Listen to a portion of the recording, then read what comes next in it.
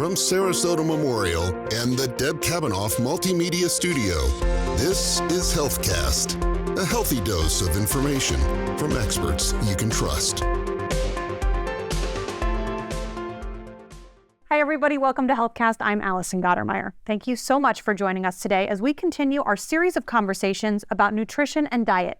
In this episode, specifically addressing inflammation. Our guest today is Gemity Langfelder, a clinical dietitian at Sarasota Memorial. Thank you so much for joining us today. Thanks for having me.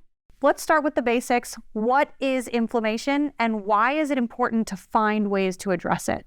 So inflammation in general is the body's response to infection or injury. Often in acute inflammation, we're seeing some, redness, swelling, pain, and warmth. But there's also this thing called chronic inflammation. And this one, we don't really see the signs of it.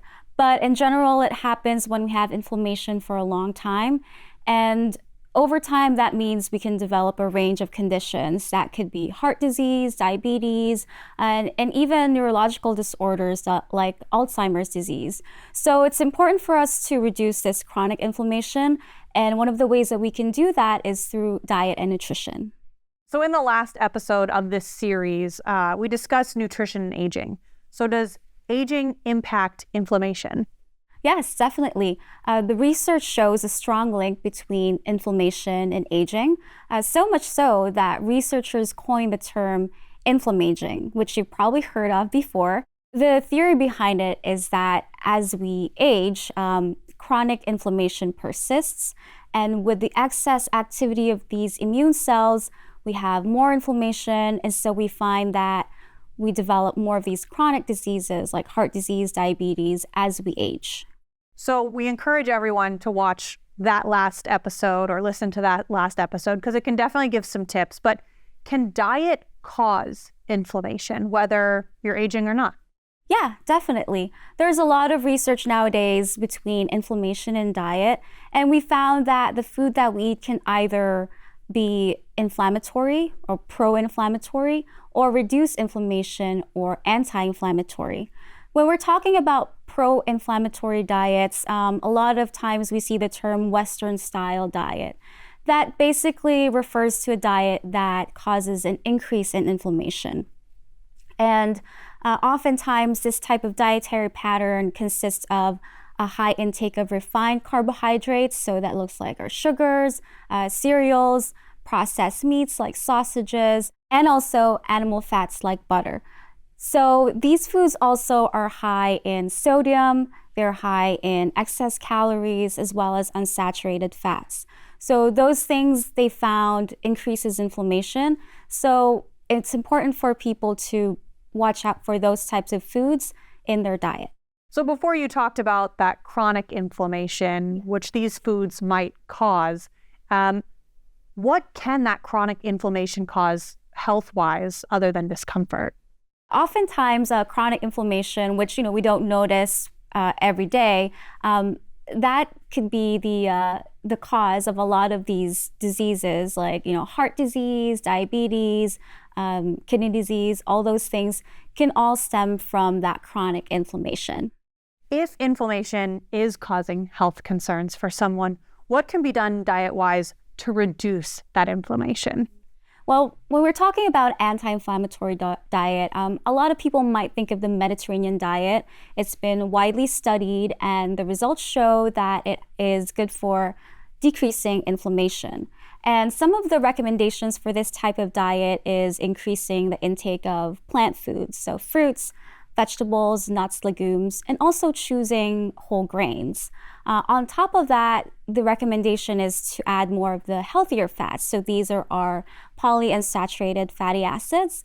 And one special polyunsaturated fatty acid is omega-3s. And this is found, as most people know, in olive oil, fish oil, and in some other plant foods also. According to research, this is a type of dietary pattern that if people adapt, if they eat more of those fruits and vegetables, they can find that it helps lower inflammation. And as a result, that can help decrease the risk of these chronic diseases that we mentioned. Something we haven't talked about is the rise of sort of these healthy foods that have come out, but they may not necessarily actually be healthy. So how do you help people who come to see you learn to read food labels and determine what is actually healthy and what contains those nutrients they need? Yes. Well, it's inescapable that we go to the supermarket and buy those packaged foods. So it's always important to look at the nutrition label. And it's unfortunate that we have to go, look at the back of the box or the packaging. But that's something that I definitely encourage people to look for and check those ingredients and see how much of each nutrient is there. When we talked about, plant foods, they're really high in fiber. So when we look at, let's say crackers or some type of cereal, it might be a good idea to look at those of the fiber content in there. There's many ways that, you can read a nutrition label and find a lot of information about, the health benefits as well as the things that are in that food just by looking at that label. So you mentioned the omega-3s, you mentioned fiber.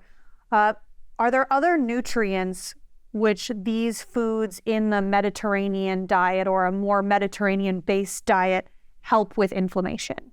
Yes. So, we talked about a lot of fruits and vegetables, and I know that people are probably tired of hearing about eating more fruits and vegetables, but they're just really great for you. It contains these plant compounds called polyphenols.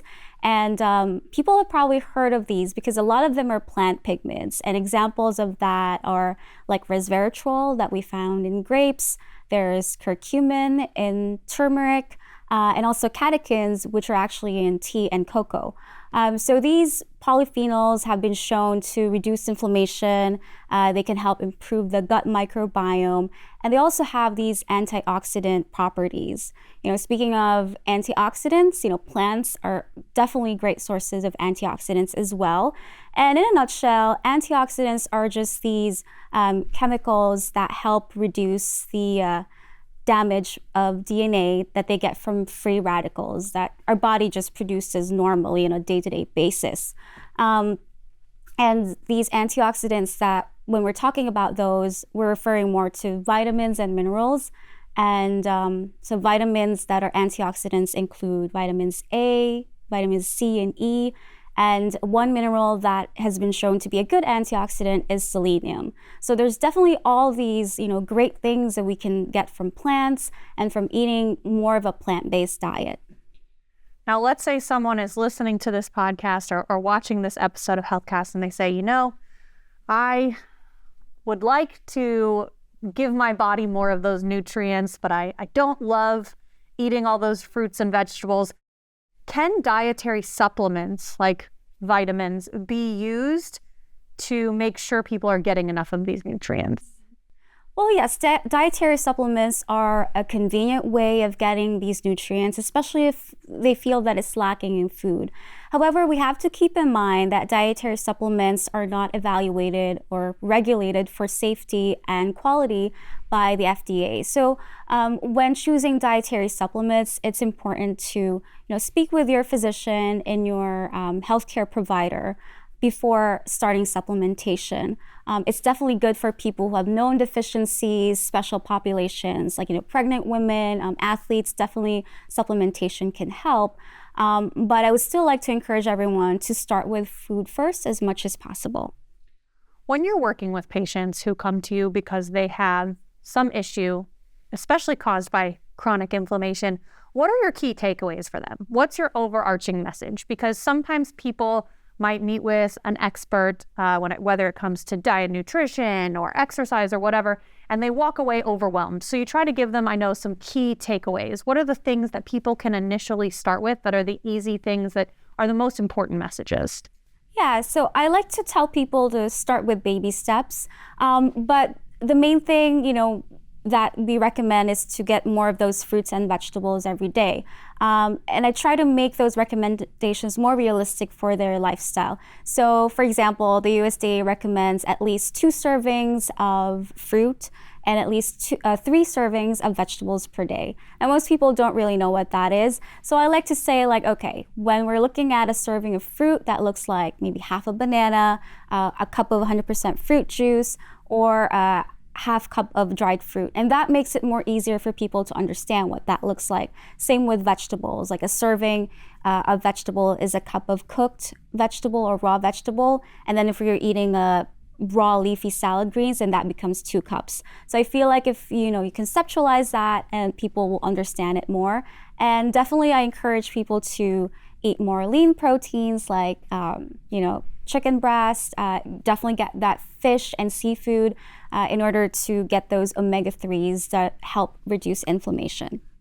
What can people do if they want more information? Well, I definitely encourage them to check out the SMH website as well as the HealthFit website, which offers nutrition services, and they can schedule a one-on-one counseling with a registered dietitian. Gemini, thank you so much for being with us. As always, we encourage everyone in our community to visit smh.com to get the latest information from Sarasota Memorial, and be sure to tune in to the next episode of HealthCasts, where we will continue the conversation on diet and nutrition. Have a great day.